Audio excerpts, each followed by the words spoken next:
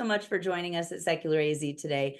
For those of us who are joining today, please feel free to put your name in the chat in our webinar, and make sure that you click that little blue button on the bottom left hand or bottom right hand corner that says, instead of hosts and panelists, that you're talking to everybody. Otherwise, you won't be talking to everybody. As you all know, white Christian nationalism is the greatest threat to our democracy, and Secular AZ is your voice for the separation of religion and government. We are a nonprofit organization, and we act as your voice to elected officials all across the state and at every level. Next Friday, we will be speaking with Tammy Stoss, who is with Arizona AZ Typo, and that is Arizona Trans Youth Parent Organization. So you will not want to miss that. But for today, we are talking to Howie Fischer. Howard Fischer, everybody knows him as Howie Fischer. He is the chief correspondent with Capital Media Services, covering Arizona state politics. He has been doing this for over 40 years. He also covers the courts, and basically everything happening at the local level in Arizona. So I'm very excited about today, and I'm looking forward to it. Howie, please, if I didn't do your bio justice, if you want to tell us maybe a little bit more about your background, where you come from, what, how you got into journalism, and, is this the part where I talk about being born in a log cabin or something like that? Yes, well, you probably had to walk uphill both ways in the yeah. snow, which is actually why I'm in Arizona, because I went to college, I was working for the papers in Syracuse, New York. And let me tell you about Syracuse, for those of you who don't understand the snow belt that runs from Buffalo through Boston. When it snows, it piles up. And I'd have to go out on assignment, and no matter how tall my boots were, the snowdrifts were half an inch higher, which meant my feet stayed wet all day. So I said, this sucks, to be frank about it, and came out to Arizona with no job and such. Worked a lot of office temporary. One of the more interesting jobs, which may or may not fit in with the thoughts of a secular coalition, is I was very briefly a Santa Claus at Park Central in 1974. And interesting thing about that is there's one day of Santa school. They teach you how to wear the costume, but they also teach you that you need to know certain things. The kids are going to ask you the names of the reindeer. If you do not know the names of the reindeer, they don't trust you. One of the things you'll learn is you don't promise a child anything unless you get the high sign from the parents. Otherwise, you say, Santa will see what he can do. What they don't tell you is these little tykes have been standing in line for half an hour, and they get in your lap and the bladder goes. Now, back east, not an issue. The kids are bundled up under 42 layers of clothing. Out here, I considered that not to be a good career move, and eventually moved down to Tucson, did a little graduate work, worked in the Sierra Vista paper, the Bisbee paper, got fired from there, pissing off the publisher, but that's another story. Had a little radio experience down there, worked for the Arizona Daily Star there, then in Pima County, then back to the Capitol, and started Capital Media Services on my own in '92. And here I am still working, collecting my Social Security, and saying, I enjoy the public policy debate, and that's why I keep doing this.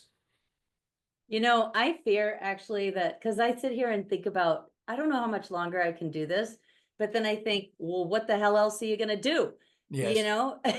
I don't think I would be satisfied personally or professionally if I wasn't looking at all the bad. So I am grateful for you for looking at all the bad and the good that comes out of our Arizona legislature. And I have a ton of questions, but by the way, if you do have questions, please put them in the chat. The first question I want to ask actually is about turnout right now. Stephen Richer, who, I think has done a great job these last 4 years, continues to post who is voting. And what we're seeing both here and in Nevada is a lower turnout of early ballots coming from Democrats. What do you think is contributing to that compared to past numbers of early voter turnout, Howie? Well, there's two sides to that equation. One of them is that Republicans are doing more early turnout. You may remember in 2020 and 2022, the policy of the GOP was don't vote early. It will allow them to figure out how many votes they need, and they will cheat. Well, you can see how well that worked out for them. We have a Democratic governor, a Democratic Secretary of State, a Democratic Attorney General, and the Republicans are barely hanging on to their lead in the legislature. Well, this time, even though we still get the conspiracy theories, they're saying, turn that vote in. Trump was just in town yesterday. He said, get that early ballot in. So the Republicans are far more motivated. Among the Democrats, harder to say. The sudden shift in candidates probably didn't help. I also think to a certain extent that Ms. Harris hasn't done herself any deeds by how she's handled some of the questions. I'm not here to be critical of one side or the other, but I do recognize word salad when I hear it, and there's a lot of that coming out of her. That doesn't mean that people are suddenly going to say, "Well, I'm going to vote for Donald Trump." I think there may be people who will say, as what happened with Carrie Lake 2 years ago, I'm going to skip that measure. I'm going to skip that office. So I think there's still some Democrats out there trying to figure out, and independents in particular, who are really the sway in the state, figuring out, which way do they want to go. So, okay, you said word salad, but I mean, when I think of word salad, there's one, and I don't want to talk about national politics all Yeah. that much, but I mean, like, I'm sorry, I do my best to stomach what the other guy says, but I don't understand. What do you mean when you say word salad?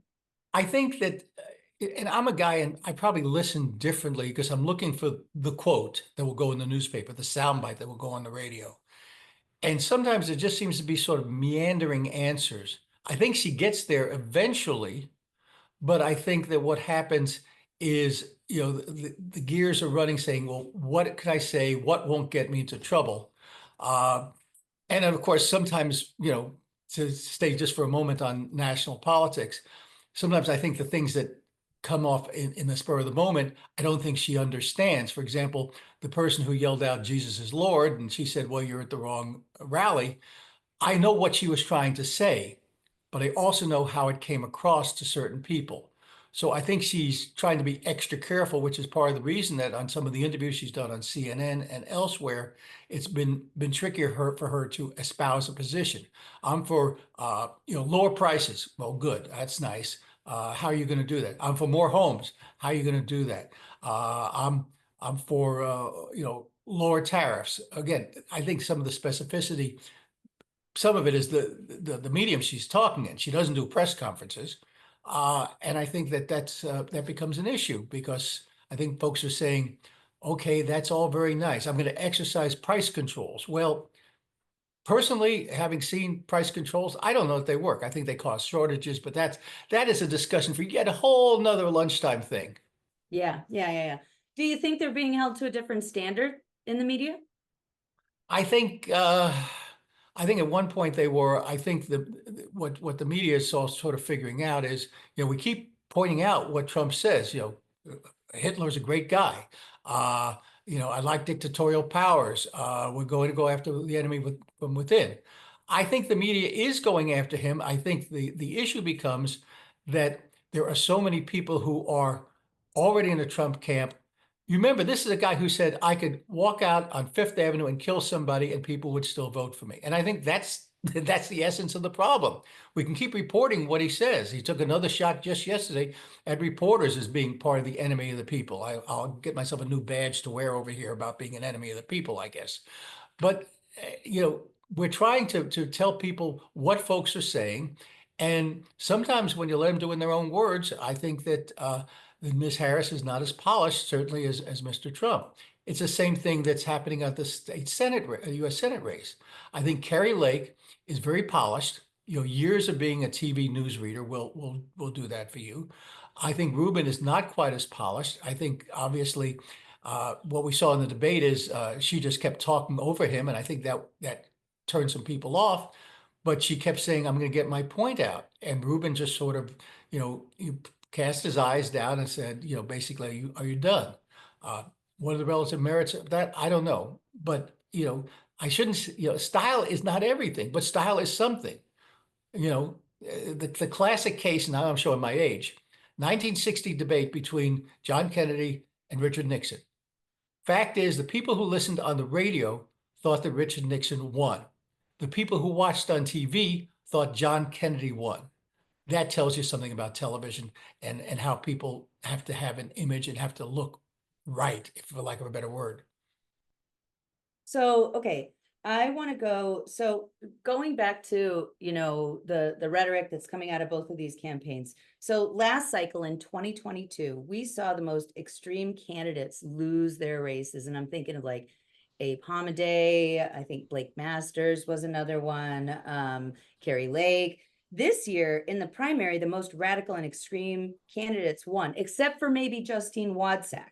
Do you think that those extremists then are going on? I mean, obviously there's some districts that are very red, very safe in those places, but otherwise, do you think those extremists that won in more purple districts, I'm thinking maybe 2 and 27, do you think that they have a chance of winning?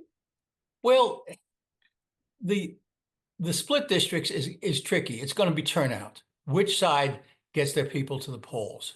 As far as what happened between 2022 and 2024, remember, let's talk about Hamada.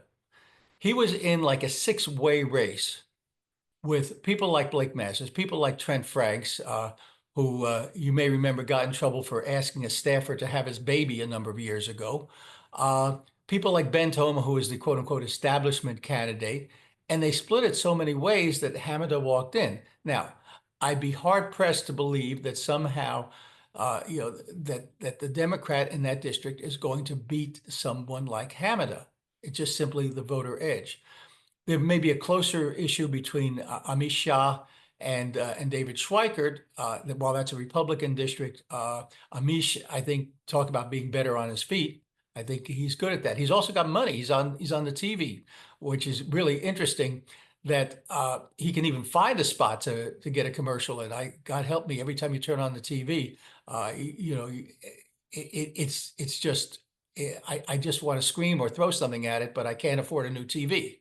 Uh, Legislative races are harder. You people like Judy Schweibert and such.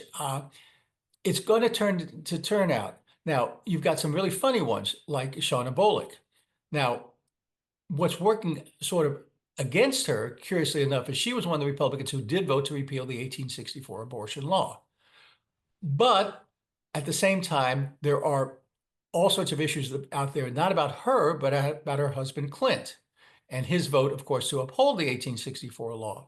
And I think that a lot of people who are attacking Clint and want him off the court, and you want Catherine King off the court, may just look at Shauna and say, "Oh, I'm going against any Bullock that I see." So that's a funny one. Matt Gress is in a split district.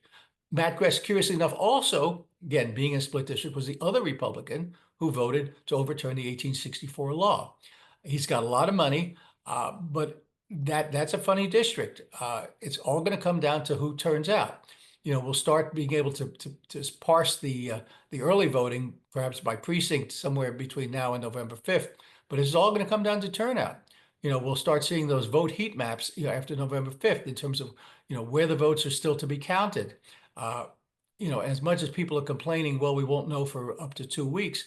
That's the nature of the job. That's the nature of the business. We give people 5 business days after the election to fix their signatures if there's a problem with them, to cure signatures. We have so many people, and this is what happened last time, because of the fact that Republicans were telling folks to go ahead and bring your voted ballot to the polling place because you can't trust these people. Then these first need to be separated out and have the signature compared and tabulated and the whole routine. And guess what? That takes time. A lot of states don't allow this last minute, dropping off of ballots. In fact, as Stephen Richer tried to get the law changed to say you can't do it after Friday. The legislature wasn't interested. So, it's going to be, heaven help us. It's going to be weeks. I know I shouldn't be saying heaven help us and, God knows here, but I'll try to be more cognizant of the audience. It's more of an expression. Hopefully I haven't We use offended all anybody. those we use all those euphemisms here. You're completely fine. Don't dog only knows, maybe, as Jen suggested, but whatever. And that completely refutes your whole cat versus dog thing that happened at the very beginning. But let's get back to local politics. So, you have been doing this, as you said, since 1982. Are there any legislative districts where you think that there's going to be some shakeups, where there's going to be a change in leadership? Well, again, I think the two districts that I would look at is the one with Bullock and with Gress. And what makes that interesting is, let's say the Republicans lose one the House and one the Senate, creates a situation that we haven't had in years. Now, the Senate has had a 15-15 Senate. Years ago, Randall Gannett was the president. He agreed to share power. Democrats got half the committee chairs, Republicans got half the committee chairs. And it actually worked very well. I think they learned to talk to each other and very smooth. Now, the House is a different issue. The House has not been in Democratic hands, I think, since 1966. And the reason was the U.S. Supreme Court ruling in one man, one vote. See, prior to that, both the House and Senate were done based on you get a certain number of people from each county to be your senators and each of your representatives. You can't do that. You can't say, well, Maricopa, by definition, you get 12 and Yuma gets 2 and Mojave gets 3. And so that redivided everything. And once you redivided it, all of a sudden the Republicans have held on to every House district since then. Every year, of course, they hear, this is the year we're going to change it. This is the year we're going to elect somebody different. You know, I've stopped wagering money on elections. I end up, spending, all of my money for McDonald's with onions on those things. And so it's turnout. It's get out the vote. It's part of the reason that, look, Joe Biden is here today, not only because the apology to the Native community for the schools, but to rile up the vote. Most people have decided. I'm hard pressed to believe that there are that many people who haven't figured out the difference between a Donald Trump and a Kamala Harris. Same thing, I think, with Lake versus Gallego. But it comes down to, are they going to turn out? Or are they, if they turn out, are they going to skip certain races? Again, Kari Lake lost by about, I think, 17,000 votes in 2022. But if you look at the people who did win, people like Tom Horn is the state schools chief, people like Kimberly Yee, who's the state treasurer, they got more votes. People skipped that race. They may not have been able to vote, for Kari or against her, or for our friend, our astronomer friend, or excuse me, astronaut friend, but they just skipped the race. That may happen this year. I think there may be some people who say, I can't stomach either one of them, and therefore I will come out, I will vote for my legislator. I will vote for against certain judges. I may even vote for this Central Arizona Water Conservation District. And I have no idea who those people are. Terry Goddard is on the list. Beyond that, Lisa Atkins and the rest of them are sort of anonymous. And I cover the place. So, I think that's all going to come down to turnout. So you mentioned leadership, and that we haven't had parity since what I think the 2000s in the Senate and since the 1960s in the House. Have you heard any rumors about who's seeking leadership positions in both the GOP and Democratic parties?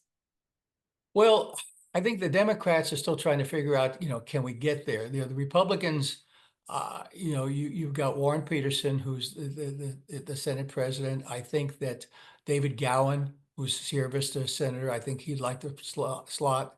The House, you have an open seat. I know Joseph Chapwood would like it. I think that Steve Montenegro would like the position. As far as the Democratic side, I think, Oscar de los Santos, who's my Levine lawmaker out here, fancies himself as a leader. But funny things happen when folks change from minority to majority. I'll give you a perfect example. The Senate actually, for 2 years, around the time of the Moffett administration, was in Democrat hands. And the Democrats, who had been for years just playing, with the loyal opposition, here was their chance to show they could do something. They could advance a program. But what they did is, instead of choosing, let's say, a Cindy Resnick, who was very active, a little abrasive at times, but very active, they chose Pete Rios. Pete is a nice guy. You know, but Pete was not about to put forward a program. So I think that, the Democrats, if they take over, have to figure out how do they want to run the majority. This is their chance, and maybe this 2 years is their their audition, if you want to call it that. How would you run the place? And I can't tell you what will happen. A lot of it depends on who gets elected and who gets defeated, on November 5th. Who are the voting people on each of the caucuses. Okay, so next question to me is then, what race are you watching closely right now that you think deserves a lot more attention that it is not getting? Oh, probably Corporation Commission, because of the fact that that's really the only, I mean, other than the US Senate, so only real statewide race. Uh, I think that folks are not as focused on the issues there. The big differentiation is solar and wind versus the continued use of fossil fuels. Now, this gets tricky because it becomes a pocketbook issue. Now, long term, I believe that solar and wind are more economical. There are some upfront costs there. But there are folks who say, now, if you're forcing people utilities to buy a certain amount of solar, a certain amount of wind, that there are some costs there which the commission in the past has allowed to be passed on to consumers. Well, if you're getting your bill from APS, if you're getting a bill from Tucson Electric, SRP is a different beast because it's a cooperative. All of a sudden you're saying, well, wait, why is my bill this high? And can you blame any of that on some of the solar mandates and the energy efficiency mandates? I think this is going to come down to people voting by party. There isn't a lot of publicity out there. And again, some of this is just because the major candidates just sucked up all the airtime. I mean, airtime is expensive. I mean, when you see Kerry Lake running back-to-back ads on the same station, or Ruben Gallego running back-to-back ads, sometimes by him, sometimes by his supporters, who has the time, energy, or money to put in anything? So I think this is going to come down to people voting by party. Now, if that's the case, and if independents split 50-50, the commission is largely going to keep, have three additional Republicans, and the Democrats are not going to get any, which leaves, I think, Anna Tovar is the only Democrat on the commission. Yeah, and to be quite honest for myself, I know that I didn't really exactly know what Corporation Commission did until probably about a decade ago. And it could quite possibly be one of the most important offices that people don't know about. And that's the thing, some states call it a Public Utilities Commission, and I think people relate to that. Now, I know why it's called the Corporation Commission, because it does have power over securities dealers. Heck, it's even got power over railroad safety. But if you call it the Corporation Commission, people say, you're regulating corporations? Why would I care? Why do I need to know about any of this? Very true, 100%. All right, let's go back, because we talk, we know about King and Bullock. I know in my neighborhood, I see the signs for and against them. Do you think, because we recently had a retired attorney, Vic Aronow, on here, and he delivers a much more kind of just critical lens onto all of the judges based on his past experience. Do you think that any of the other judges from the appeals court or superior court have anything to worry about? Well, in Pima County, you've got Kelly Johnson. Kelly was the first one to say the 1864 law is enforceable. And I know, for example, Priya Sundaration is trying to get people to oust her. Now, here's the really fascinating thing about this, and I'm sure this may annoy some people. The fact is, Kelly got it right, and the Supreme Court got it right. Whatever you believe about rights of women, if you look at the law that created the 15-week law, which, as you recall, was only put in because the Supreme Court was going to take up the Mississippi case. It says there, this does not overrule 133103, which is the law against abortion. Very specifically, they said that. And while I'm sure, while I know the attorneys for the other side said, well, you can read the laws harmoniously, I think they got it right. And so I am a little sad that we're going after judges for doing something that is legally correct. And a lot of attorneys on both sides will tell you, well, they reached the right conclusion. We wish they wouldn't have. The other half of it is politics, and both good and bad. Doug Ducey packed the Supreme Court. He added two more, got the Republican legislature to get two more Republican judges on there, justices. And so there are people saying, well, wait a second. So this is not exactly a non-political court. And then there's a more selfish thing, I think, on the part of Democrats. Chief Justice Robert Brudenell is retiring, so Katie Hobbs is going to get an appointment of her own. Now, she does have to choose from the list from the Commission on Appellate Court Appointments. And so it isn't just, you get to name your favorite, attorney, but usually the governors get a list that they like. And then if King and Bullock are thrown off the court, then she gets two more. And all of a sudden you've got three justices on that court and a moderate, in the current Chief Justice, who may create a different working majority and may change things. Elections have consequences. Should individuals vote to oust King and Bullock because they want a different court? Well, that's a personal decision. I think there are a lot of people who wish they could get rid of some of the people on the U.S. Supreme Court, but they have lifetime appointments. Arizona isn't quite lifetime. It's, till you're age 70. And so there is more of a turnover here than is in Washington. But, these things do have consequences. You've got Republican nominees on there. Should Katie Hobbs get one, two, or three of them? Again, only individuals can decide that. Mm-hmm. All right, let's switch gears a little bit here. Are there any ballot initiatives? I'd like to hear about your predictions. And again, Howie is a journalist. We're offering a nonpartisan accounting of what's going on. Are there ballot initiatives that you think, which ones do you think are going to be approved, basically, I guess? Well, I think that the abortion one, Prop 139, is far ahead. I think that it probably would have passed with, like 90-10 if we were still dealing with the 1864 law. Because if you give people the choice of 0 abortions or, what some people think are overly liberal, they're going to take the overly liberal. There are folks who believe that 15 weeks is sufficient. There are no exceptions beyond that for rape or incest, and I think that concerns some people. There are people who say there are complications that occur after 15 weeks. The other fact is that people don't want to leave this decision to the legislature. If 139 is defeated, it gives the legislature a chance to mess with it. And we all know how much people love the legislature messing with our laws, which is why we've had the initiative process here. And we can talk about that in a minute in terms of what else it might change.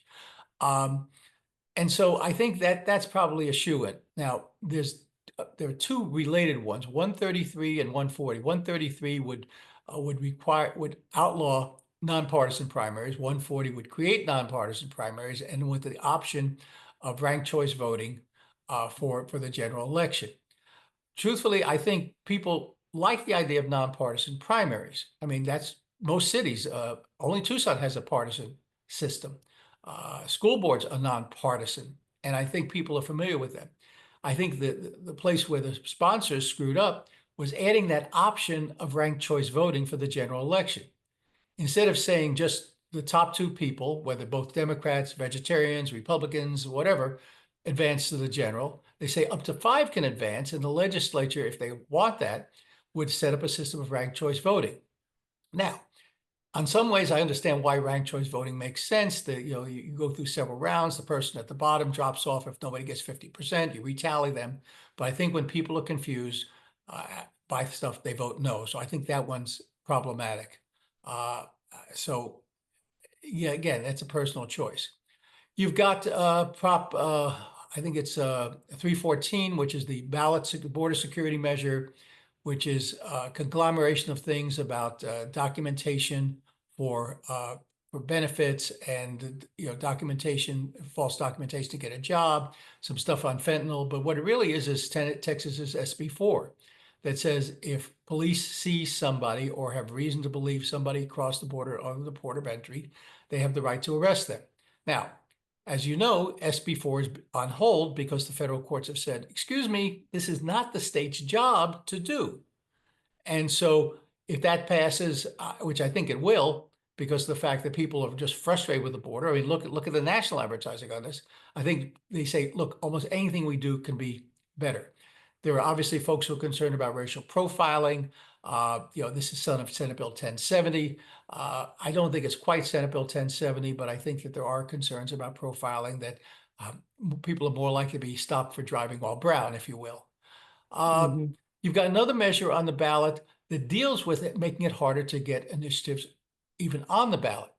Right now, under the Arizona Constitution, I can propose a law, and if I can get the signatures equal to 10% of the people who voted in the last gubernatorial election to sign it, I can get it on the ballot. It's 15% for constitutional measures. So I think it's about 380,000 for constitutional. This would say that same 10 and 15% requirement goes, but it has to be in each of the 30 legislative districts. The argument is, and there's some merit to this, is that right now you can get all your signatures in Maricopa County. Hell, you could probably get all your signatures, in downtown Phoenix on a good afternoon. And so the folks in rural Arizona just don't even get consulted. Now, the flip side of that is if you can't get 10% of the people in, let's say, Mojave County to vote for some of this stuff, like, for example, we have a ban on leg hold traps. The state lottery was even created by, at the ballot. We have medical marijuana and then now recreational marijuana. We have a minimum wage. So if the residents of one district don't support it, maybe because they don't like it because it deals with their rural lifestyle, maybe because the foes have targeted that district with a lot of negative publicity, it doesn't make the ballot. I think that's going to be a harder sell for the supporters. I think while the rural folks have been a lot of advertising in rural areas, why they should vote for it to make sure that they get a chance.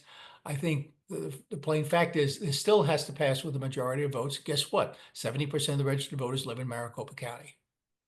Let's see, what else I'm trying to think of what else is on the ballot that we're dealing with here. I'm sort of drawing a blank, so I don't know if you got specific I feel questions.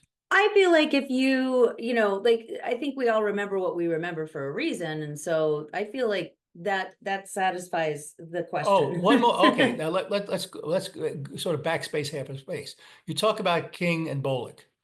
Prop 137 is an interesting concept.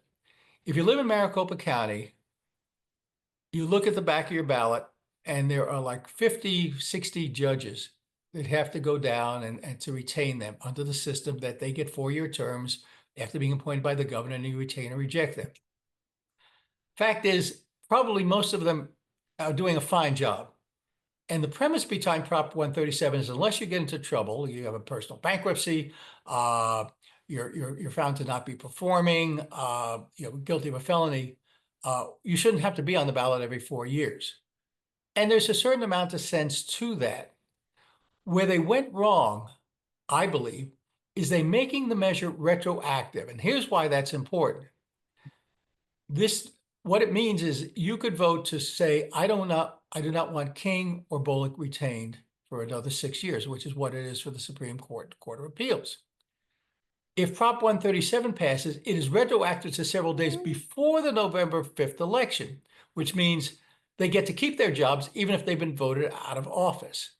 And I think that was something, if you want to have a debate on, how often judges should have to stand for retention, that's fine. But this seems to me to be a sort of sneaky procedure. Yeah, I would agree with you on that.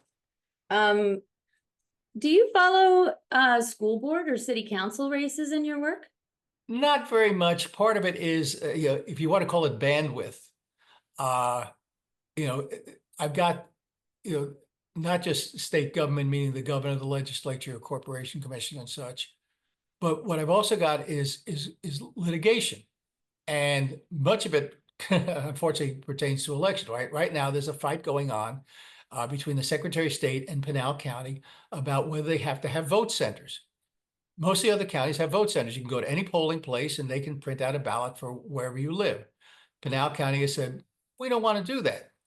Well, Adrian Fontes, who's the Secretary of State, put something in the election procedures manual, which is a set of rules which on paper has the force of law to say Well, you will make sure that anybody who shows up at any precinct can get a ballot printed out for whatever precinct they want. Now, the county says you don't have that authority. But again, I'm spending time writing. I wrote a story for this morning. I'm writing a story for tomorrow morning on what's going on with that litigation. So getting down to school board races a little trickier. And in terms of of issues that never go away, the attorneys for Abe Hamida were in the Court of Appeals yesterday, arguing that certain votes from Maricopa County should be thrown out. And if you throw out those votes, he's got more valid votes than Chris Mays, and he should be declared the Attorney General under procedure under law known as quo warranto. And God help us, we're going to keep doing this. We're doing the 2022 election in 24. Who knows how long we're going to do litigation over the 2024 election. So that's why you don't see me doing much on school board races or city council stuff. The one sort of weird exception to that, and it's not because of her, is of course is Kate Gallego, who had gotten the news a lot because of Carrie Lake, going after Rubin and saying, well, you left her when she was pregnant, which is true. Obviously, whatever happened, and I can't say, she's gotten over it. She's supporting him. He's supporting her. So, but folks have to decide, whether the mud being splashed at Rubin is going to take out Kate. Okay. So another question I have is, kind of going back to how we've seen like Rusty Bowers eliminated in his primary, Stephen Richer has lost his race, and is now a lame duck. Do you think that I feel like the GOP tends to elevate the most extreme voices during the primary, but now with the last election cycle, we've seen them reject them in the general election. If they're but yeah, this go comes ahead. down to the open primary issue. Look, you have a closed primary. You get what, 20, 30% turnout. Guess who turns out in both parties? This isn't a Republican problem. This is a problem on both sides. So the people running in the primary appeal to the red meat crowd of their folks, whether it's the Republicans and close the border, or the Democrats saying equal rights for left-handed gay black activists, and I'm being facetious, obviously. The appeal to that crowd. And then when you get to the general election, you've got a situation where, okay, these are my choices. This is what I've got. And while independents can vote in primaries, they have to choose a specific ballot. And that becomes a pain in the butt because they have to do it every election. So I think that's one of the attractive natures of Prop 140, is that you force every candidate to appeal to every voter in the primary. And that way, theoretically, you eliminate the fringe candidates on both sides, and then the 2 or 3, 4 or 5 who emerge are presumably more centric, and it's designed to say, okay, who are the folks who can get the broad cross-party appeal? And but that's the nature of partisan primaries. And as long as you've got districts, look, there are sections of Southwest Phoenix where Republicans are an endangered species. Doesn't matter who the Republicans nominate, who the Democrats nominate. The Democrat, absent some very weird showing of having sex with a farm animal, is going to get elected. Same thing with certain sections of North Scottsdale or sections of Chandler and Queen Creek. Whoever the Republicans nominate is going to get elected. And that's the nature of the system here. I don't know though. I mean, I think I have to push back just a little bit here, because I feel like, as a longtime resident of LD5, Amish Shah, I wouldn't call him, a bastion of progressivism or anything like that. And now here he is. I mean, in my opinion, it kind of feels like that sometimes the folks with the most money to be able to put into the election win. I mean, there's other like solidly blue legislative districts that have wildly moderate people. And I mean, I'm thinking of the Tucson district where we've got the Hernandi, right? Like, Yeah. so there are. Yeah, and you're right. And look, let's talk about Amish. You had a 5-way primary there. You had Marlene Galan, for example. in the primary. When you have that many people in the primary, the person with the money, the person who knocks on doors, and that's what Amisha's very good at, knocking on doors. That makes the difference. So you can break out of that, but you need money, you need energy, you need supporters, things like that. You look at Tucson. I appreciate we have, heaven help us, we have 5 lawmakers named Hernandez, and I'm always trying to figure out which one I'm writing about these days. But they have their own radical tendencies. So they're appealing to what their district wants. Now, things are not as easily divided. I mean, look at the border issue. There are a lot of Hispanics who have been here since this was Mexico, who are wondering, why are we not securing the border against Venezuelans and Chinese and everything else? So issues don't always divide that equally. But a good lawmaker will sort of do this, put finger up in the air, wet it down, say which way is the wind blowing. I'm not saying they're going to abandon their principles, but they're also going to cater their message to what they think their voters want and what gets them another 2 years in office. Yep, that's really kind of all it boils down to, isn't it? So if you're from Pima County here, folks, I'm sorry, I'm not as familiar with your countywide races, but I'm very familiar with Maricopa County. And I believe the Democratic Party has 10 people enlisted to run in every single office. Can you, if this is something you focus on, are there races that you're really watching thinking we could see a change here? Oh, well, like I say, I think this comes down to who are the vulnerable Republicans. And I think that comes down again to Matt Gress and to Shauna Bolick. Wait, no, I'm talking about county I'm attorney, county oh, superintendent, okay, board of sorry. supervisors. Yeah, no, you're good. Yeah. Okay. Well, here's the thing. I think Justin Heap has a lot of backing. He's the one who ousted our current recorder in the primary. But there are enough Republicans who look at Justin and say, wait, he is part of I'll call it the Mark Fincham brigade, the Kerry Lake brigade, the Donald Trump brigade.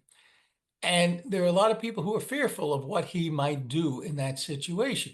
In fact, the County Board of Supervisors recently voted to take some powers and duties away from the recorder and bring them back under the Board of Supervisors.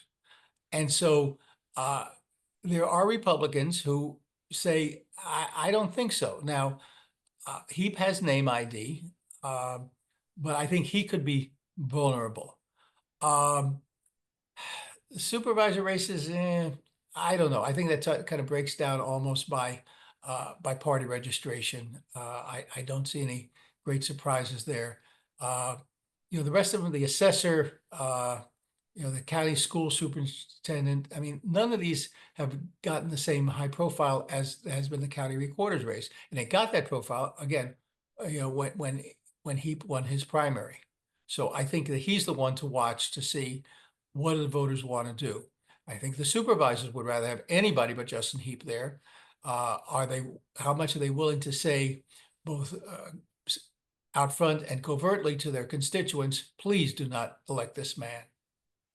Yeah, I mean, to me, it's a little bit frightening when you've got somebody who's got a clear history of election denialism, wanting to go out for what I think Maricopa County is the 4th largest county in the United States. Mm-hmm. It's a little bit alarming, and we are nonpartisan, but we are pro-democracy, and we definitely focus on the issues. Yes.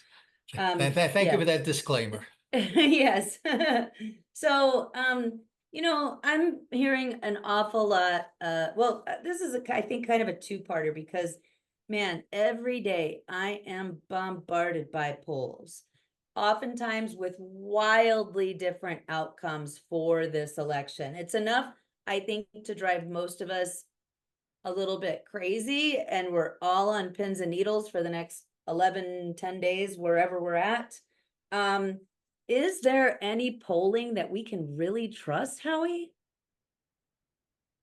Well, the problem has gotten more complicated with a couple of things. Cell phones. The people, look, my daughter does not have a home phone. Sees no need for one. that leaves cell phones, and I see a number I don't recognize on my cell phone. I often just don't pick it up. Uh, so they're trying to fill that in with online surveys, and it's usually a voluntary opt-in. And they try to go ahead and screen people, have you voted in the last two elections? Uh, tell us about yourself. They're trying to oversample to the extent they can. But I'm not sure that any of them are perfectly reliable. I mean, look at the Kerry Lake numbers. She's anywhere from 1% down to 11% down. Now, where polls are handy is trends. In other words, if you see somebody who is moving up or moving down overall, as you look at all the polls, you can average them out and do all that math in your head, that tells you something. Look, many years ago, I left journalism briefly I want to work inside a statewide campaign. It was an issues campaign about liability limits. And one of the things we did was regular polling, so we could see every day, because we had the money, what the trends were. When we put out a message on August 3rd, a press release or something, we could tell the next 2 days how that's affecting folks. Now, recognizing it's only, adding, it's a kind of rolling 1,000, you're adding 300 new people each time and dropping 300 people off. But that tells you, what works for you. Now, that's polling for internal purposes, certainly.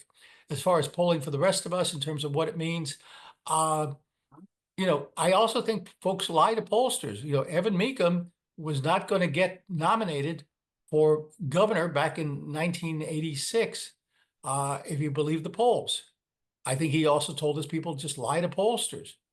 I think you've got that same problem now. I think that people are suspicious. Hi, I'm from the XYZ polling company.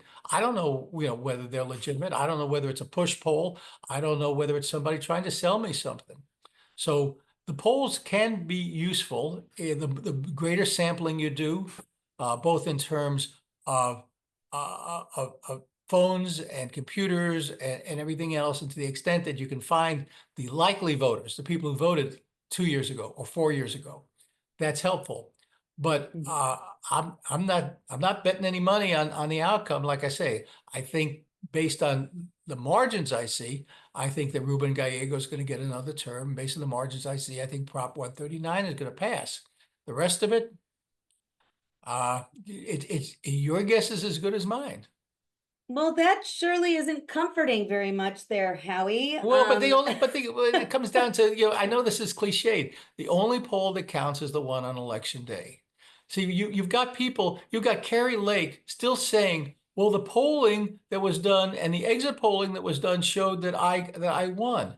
Doesn't matter. I'm sorry. It's it's the votes that count. Now, I know she insists that some votes were counted that shouldn't have been, the signatures didn't match, and she continues to do this. She still has a case before the Supreme Court where she's still trying to be declared the governor, even as she's running for the Senate. Abe Hamida, as I mentioned, still has a case before the Supreme Court and a second one before the Court of Appeals asking he be declared Attorney General, even though I'm pretty sure that he's going to get elected to CD8.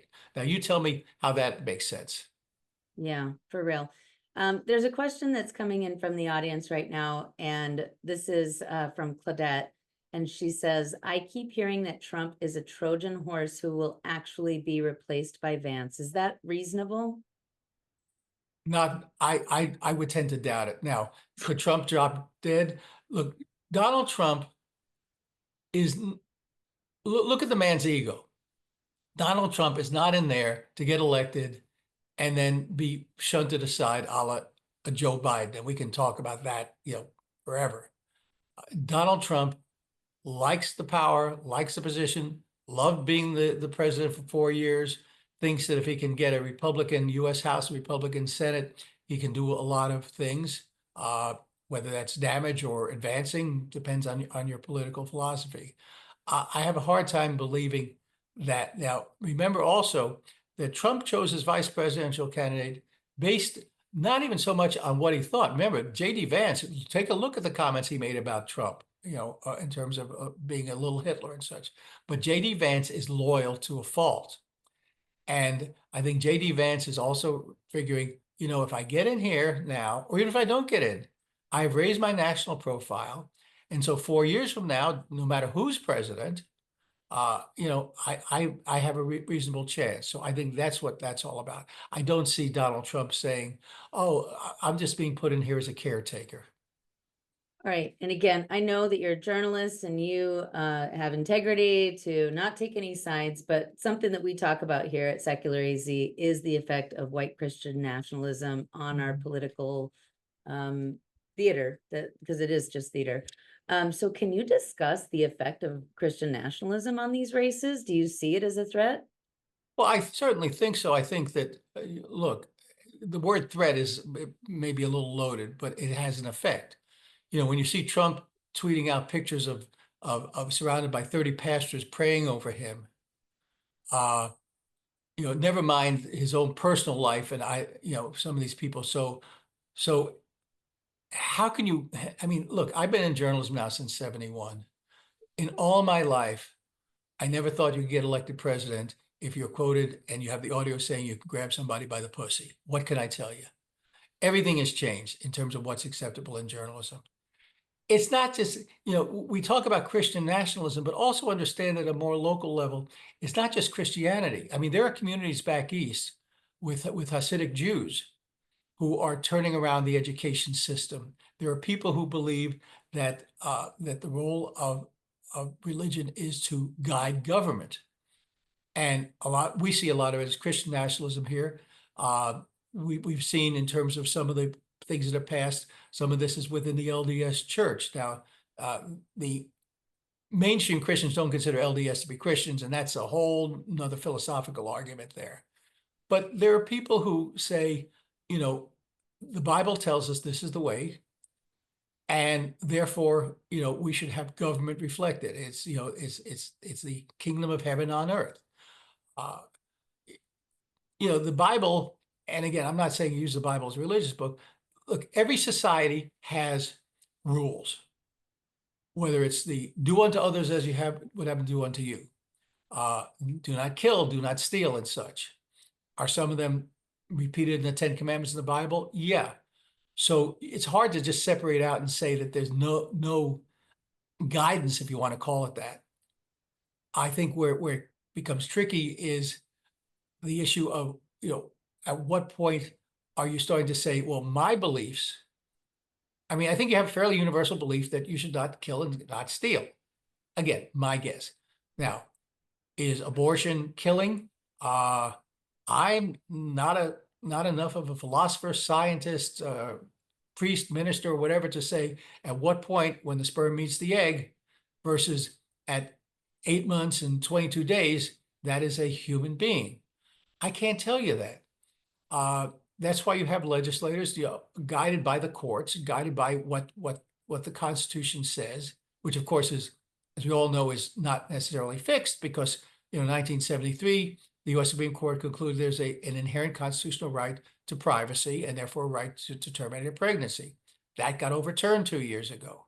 Are there certain truths that all people can accept? It's part of the reason you have representative democracy, part of the reason you have courts. So in terms of what you might call a threat from Christian nationalism, I think it's an ongoing debate over the role of religion in society and which religious rules are acceptable. Thou shalt not kill. Well, okay, is that a religious rule because it's in the Ten Commandments? Thou shalt not covet the neighbor's wife. Well, now we're getting into a slippery area there of cheating and adultery, and we can talk about that at some point. But we all have rules. Now, figuring out which are majority rules and which infringe on the rights of minorities, that's a line that, I love telling people, well, if I were in charge, I would know how to do all this. Well, I wouldn't. Yeah, I mean, honestly, I would rather keep the judges, the politicians, the whoever elected officials out of it and maybe just leave it to the scientists, but that is just me. Well, but again, let's come down to this. Let's talk about that hot button issue of abortion. I do not believe that when the sperm meets the egg, that is a human being. Conversely, I have a hard time saying, and these don't occur, but I have a hard time saying that a woman who is carrying a baby at 8 months and 22 days, her decision to terminate that pregnancy is strictly, just between her and her doctor. I mean, But if yeah, it doesn't occur, then why even give it oxygen? well, because of the fact that you've got this question there of who then sets the rules. What the Supreme Court did is originally, if you remember Roe, it was supposed to be based on the first trimester. So it says it was 13 weeks. And then it kind of got expanded in most states, including Arizona, to the point of fetal viability, which is 22 to 24 weeks. Based on what? Now, here's the problem. Trust the scientists? Okay. And a fetus can survive outside the womb at, let's say, 24 weeks now. As science advances, what happens when the fetus can survive outside the womb at 19 weeks or 18 weeks or 6 weeks? Therein lies the problem. I'm not saying I believe in science. I really do. But as science changes, as we learn more about what we can do, at what point does that become a discrete human being who's entitled to constitutional protections? You can't oversimplify it. I mean, yeah, I guess I hear what you're saying in your arguments, but the thing is, I think that too often these arguments are presented as if it's something that happens all the time. So, Well, I I understood, and but that's the same thing with courts. It's hard cases that make bad law. And so you'll have somebody come in with a really unusual case, and the judge will say, well, under this set of circumstances, we cannot sustain a conviction. Well, then that becomes precedent that other courts rely on. And so you've got situations like this. I'll give you an example, it has nothing to do with religion or anything else. Before we had a seatbelt law in Arizona, there was a case, it was a civil case where somebody got injured by another driver's fault. And the justices said, well, we're not going to give you your full damages from the other side because you weren't wearing a seatbelt. In other words, you had an obligation to mitigate ahead of time against your damages. Okay, installed safety device. Then the court went down the road using that as a precedent on a motorcycle accident and said to the motorcyclist, yes, you were injured by somebody else, but you weren't wearing your helmet.